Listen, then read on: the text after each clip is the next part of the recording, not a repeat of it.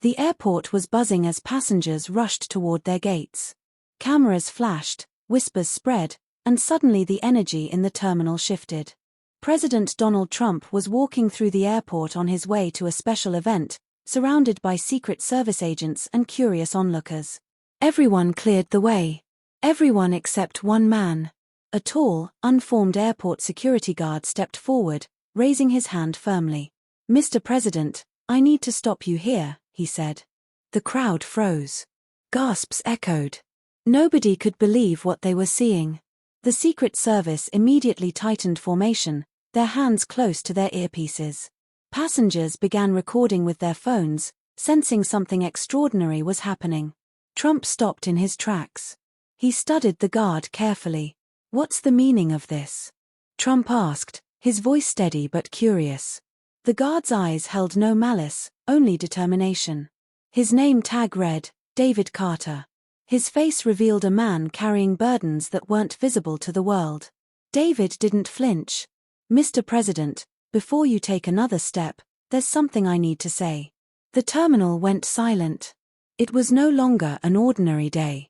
It was a moment that felt larger than life. What could possibly compel an airport guard to block the path of the President of the United States? Everyone braced themselves. What David said next would not only surprise Trump, but leave the entire airport in stunned silence. David Carter wasn't an ordinary airport guard. Behind his composed exterior was a man who had fought battles no one saw.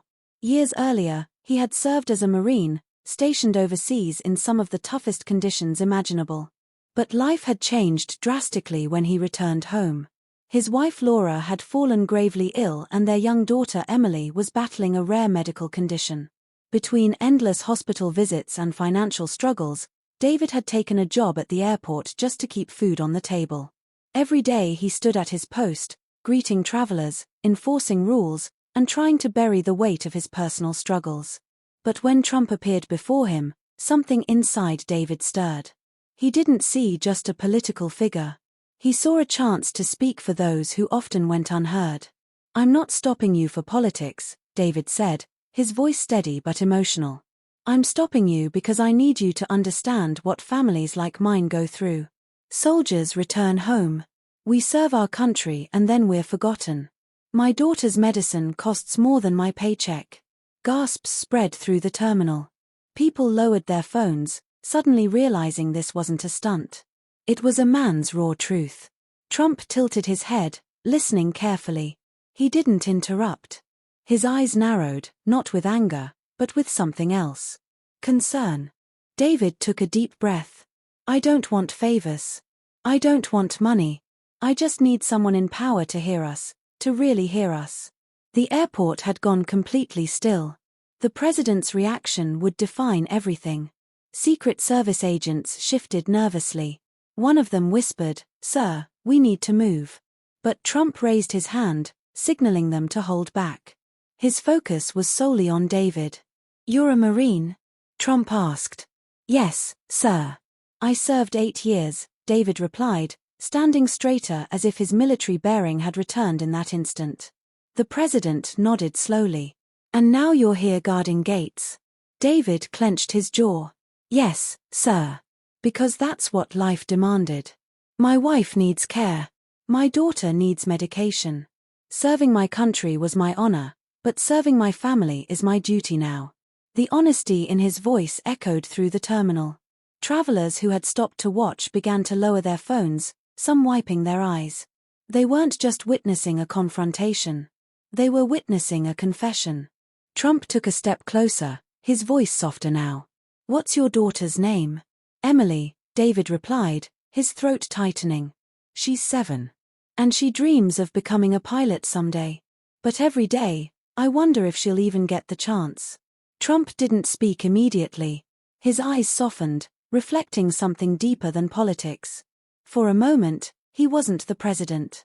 He was simply a man listening to another father's cry for help. The silence grew heavy, broken only by the hum of airport speakers. Finally, Trump said quietly, "Tell me everything." And so, David began to share his story, one that would soon leave everyone in the terminal and the world beyond in tears. David's voice trembled, but his resolve was unshaken. Emily was born with a heart condition. She's had 3 surgeries already, and she needs another one soon. Insurance covers some, but not nearly enough. We've sold our car, our furniture, everything we could, but it's still not enough. He paused, his eyes glistening. Last week, she asked me if Santa could bring her a new heart. How do you answer that, Mr. President? The crowd gasped softly. Some covered their mouths, unable to hold back tears. A mother holding her child clutched him closer as if feeling David's pain. Trump's face grew stern, but not with anger, with empathy. His voice lowered. You shouldn't have to carry this burden alone. David shook his head. There are thousands of families like mine, sir. Veterans, workers, single parents struggling just to keep their children alive. We serve, we sacrifice, and yet we're left in the shadows. A silence hung over the airport that felt sacred. The bustle of travel seemed to fade as if time itself had slowed. Trump placed a hand on David's shoulder. Your daughter, she's why you stood in front of me today. Yes, David said firmly. I couldn't let this moment pass. If I stayed silent, I'd regret it forever. The president exhaled deeply, his gaze heavy with thought. Cameras clicked, but nobody dared interrupt. This wasn't about politics anymore. It was about humanity. And for the first time, everyone wondered, not what Trump would say, but what he would do. For a long moment, Trump said nothing. He simply looked at David, then at the crowd, and finally back at the guard's trembling hands. You risked your career stopping me here today, Trump said finally. Why? David straightened his posture. Because if I didn't, my daughter's voice would never be heard. I'd rather lose my job than lose my chance to fight for her. Trump's expression softened. He turned to the agents who had been waiting tensely. Stand down, he commanded. The men reluctantly stepped back. The president then faced the gathered crowd. This man is not just a guard. He's a father, a Marine, a reminder of what true courage looks like. And today, he's taught us something more important than politics. Gasps rippled through the terminal. A young boy whispered to his mother. Mom, is he in trouble? She shook her head. Tears in her eyes. No, sweetheart. He's brave. Trump looked back at David. You've done your duty here, soldier. Now I want to do mine. The words carried weight, resonating far beyond the airport walls. David's lips parted in shock. He hadn't expected this. He thought he'd be dragged away, punished, silenced. Instead, he had the president's ear and his heart. But what Trump did next would move everyone beyond words. David swallowed hard, hardly believing what he'd just heard. Sir, with all due respect, I never expected you to listen. I only wanted you to know my daughter's struggle. Trump nodded slowly. And now I do. But I also know this isn't just about your daughter. It's about every family carrying a burden too heavy for one pair of shoulders. David's voice cracked. Sometimes I feel like I failed her. I fought wars overseas, but I can't even win the battle to keep her alive. Those words pierced the crowd. A woman near the back wiped her eyes. A businessman lowered his briefcase, looking shaken. Trump stepped closer. You haven't failed her, David. You've done everything a father could, but sometimes even the strongest need someone to stand beside them. For the first time, David's composure faltered. His eyes brimmed with tears. All I want is for Emily to have a chance, to breathe without machines, to run, to play, to live. Trump put his hand over David's. Then, let's fight this battle together. The airport erupted, not in applause, but in stunned silence. This wasn't a staged moment. It was raw, human, real, and yet deep down, David still wondered, was this just a promise or something more? Trump leaned in, speaking just loud enough for David to hear. I want to meet Emily. David's breath caught. Meet my daughter. Yes, Trump said firmly. Not as the president, as a man, as a father. David blinked in disbelief. She's in the children's hospital. Room 307. But why would you? Because some things are bigger than schedules. Trump interrupted. Some things are bigger than politics. The Secret Service exchanged worried glances. This wasn't planned. Not at all. But Trump's tone left no room for argument. Turning to the crowd, Trump raised his voice. We all walk past people every day, never knowing their battles. Today, I met one, and I won't walk away. Gasps echoed and some clapped softly, unable to contain the emotions swelling in their chests. David stood frozen, torn between gratitude and disbelief. He had expected rejection, maybe even punishment. Instead, the president had made a promise, one that felt impossibly personal. Go to your family, Trump told him. I'll come. And with that, the course of David's life shifted forever. Room 307 smelled faintly of disinfectant and crayons. Emily Carter sat up in her hospital bed, her small hands clutching a stuffed rabbit, missing one ear. Her mother, Laura, sat beside her, pale but smiling through exhaustion. Daddy, Emily cried when David walked in. She stretched her thin arms toward him. You're home early. David hugged her tightly, his heart breaking and healing all at once. I've got someone special who wants to meet you, he whispered. Before Emily could ask, the door opened. Secret Service agents entered first, scanning the room. Then Donald Trump stepped inside. Laura gasped, covering her mouth. Emily's eyes went wide. Mommy, is that? David knelt beside his daughter. Yes, sweetheart. This is the president. Trump approached slowly, not with the weight of his office, but with the gentleness of a grandfather. Hello, Emily, he said softly. Your dad tells me you're very brave. Emily clutched her rabbit tighter. I'm not brave. I'm just scared. Trump sat on the edge of her bed. Being scared doesn't mean you're not brave. It means you're human. And sometimes it means you're stronger than all of us. Tears streamed down Laura's cheeks. David stood frozen, unable to believe what he was witnessing. The leader of the free world had just knelt in front of his daughter and treated her like she was the most important person in the room. Emily studied Trump with curious eyes. Mr. President, can you fix hearts? The room fell silent. Laura gasped softly. David closed his eyes, his chest tightening. Trump didn't flinch. He leaned forward, lowering his voice to her level. No, sweetheart. I can't fix hearts. But I can promise to help the people who can. Emily tilted her head. Like my doctors. Yes, Trump said gently. Like your doctors. And maybe I can make sure they have everything they need to take care of you. Emily smiled faintly. That would be nice. Trump reached into his pocket and pulled out a pen. He handed it to her. This is my pen. Whenever you're scared, hold it tight and remember, you've got a friend fighting for you. Emily's small fingers closed around the pen as if it were a sword. Thank you, she whispered. Laura sobbed quietly. David swallowed hard, feeling both pride and disbelief. For a fleeting moment, the machines, the sickness, the fear, all of it disappeared. The only thing that mattered was the little girl holding a pen, believing she wasn't alone anymore.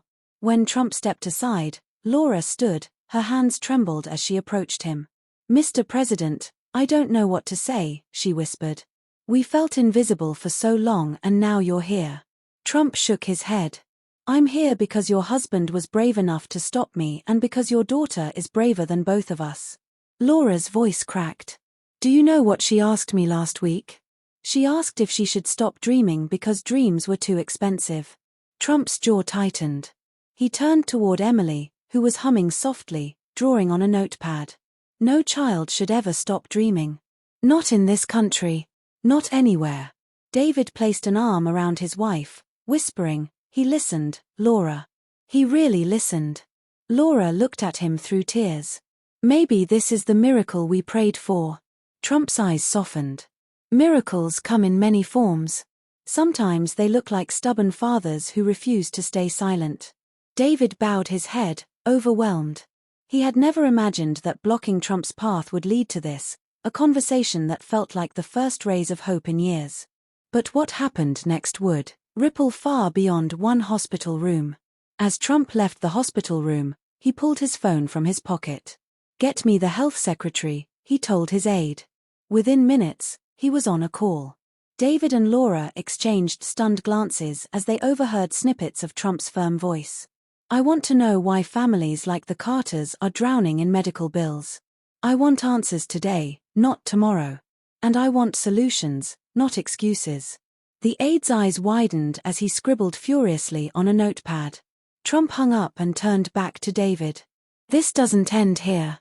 You've lit a fire and I intend to keep it burning. David was speechless. His hand trembled as he saluted instinctively. Sir, I don't know what to say. Trump returned the salute. Say nothing. Just keep being the father your daughter believes you are. The hospital staff stood in awe. Nurses whispered. A doctor wiped his eyes. This wasn't just a visit. It was a promise witnessed by everyone present.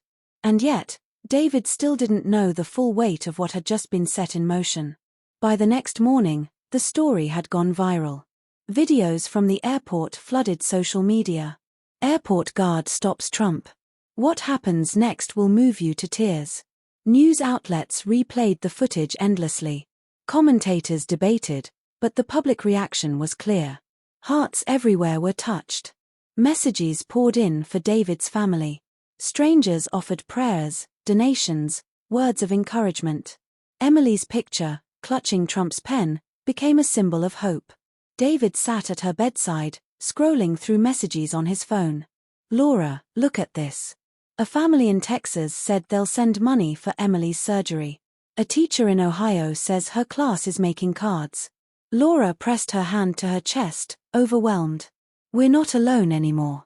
David looked at Emily, who was sleeping peacefully.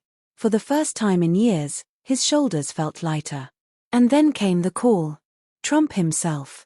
David. His voice boomed through the phone. I meant what I said. We're going to change more than your daughter's life. We're going to change the system that failed you. David's eyes welled. This wasn't just about Emily anymore. It was about every family struggling in silence. Weeks passed, but Trump didn't forget. He pushed for meetings, reforms, and funding to improve children's health care access. Reporters asking if the Carter story was just political theater. He always answered the same way. Come meet Emily. Then tell me if it's theater. Meanwhile, Emily's health grew fragile. Some nights alarms beeped and doctors rushed in. David would hold her hand, whispering, Stay with me, sweetheart. Stay strong. But Emily always smiled weakly. Don't worry, Daddy. Remember, I'm brave. Those words cut deeper than any blade. Laura prayed endlessly. She whispered to David, Do you think he'll really help? David kissed her forehead. He already has. Even if nothing else changes, he gave us hope. And hope that's more powerful than fear. Still, the weight of uncertainty pressed on them. They knew time was running out. Emily needed surgery soon, or her small heart might give up. Trump's promises were powerful, but would they come in time? The morning of Emily's surgery arrived. Nurses wheeled her bed down the hall as David and Laura walked beside her, holding her hands. Daddy, Emily whispered, clutching Trump's pen. Will it hurt? David swallowed the lump in his throat. You'll be asleep, sweetheart. When you wake up, your heart will be stronger. Emily nodded bravely. Then I'll be a pilot someday. David forced a smile. Yes, you will. As the doctors prepared, a familiar voice echoed in the hall. Wait. Trump stood there surrounded by security. But his expression was that of a grandfather worried for his grandchild. He approached Emily's bed. You're the bravest pilot I've ever met. He told her, and when you get better, I'll come watch your first flight. Emily's face lit up. Promise. Promise. Trump said firmly. David and Laura wept silently as Emily was wheeled into the operating room. And then came the longest wait of their lives. The waiting room was suffocating. Every tick of the clock echoed like a drum beat at in David's chest. Laura prayed quietly, her hands trembling. Trump sat nearby, refusing to leave. His presence shocked the hospital staff. Reporters swarmed outside, but inside it was just a handful of people united by fear and hope. Hours passed. No news. David paced, his heart pounding. What if she doesn't make it? He whispered. Trump stood and gripped his shoulder. She will. She has the heart of a warrior just like her father. The words steadied David, if only slightly. Finally, the surgeon emerged, exhausted, but smiling. She made it through.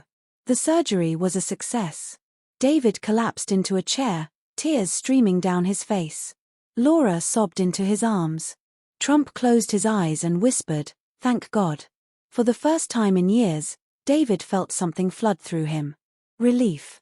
Emily had been given another chance. Emily's recovery was slow, but every day she grew stronger. She laughed more, ate more, and even began drawing planes again. One afternoon, she whispered to David, "Daddy, I'm not scared anymore." David kissed her forehead. "That's because you're the bravest girl I know." Trump visited again, this time without cameras, without speeches. He brought Emily a small model airplane. "For the future pilot," he said. Emily's eyes lit up. "Will you fly with me one day?" Trump chuckled. "Only if you promise not to fly too high." The room filled with laughter, the kind David hadn't heard in years. In those moments, he realized something profound. Power wasn't about titles or wealth. It was about showing up, about caring when no one expected you to. Trump had given his daughter more than a chance at life. He had given her joy. Late one night, David sat by Emily's bed, watching her sleep peacefully. He whispered to Laura, "Do you ever think about how one choice changed everything?" Laura smiled softly. "You mean stopping the president?" David nodded. If I'd stayed silent, none of this would have happened." Laura took his hand. "That's the lesson, David.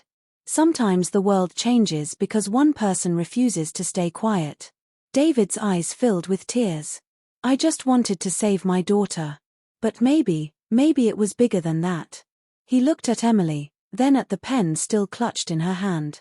That simple object had become a symbol of courage, faith, and hope. And David realized something else.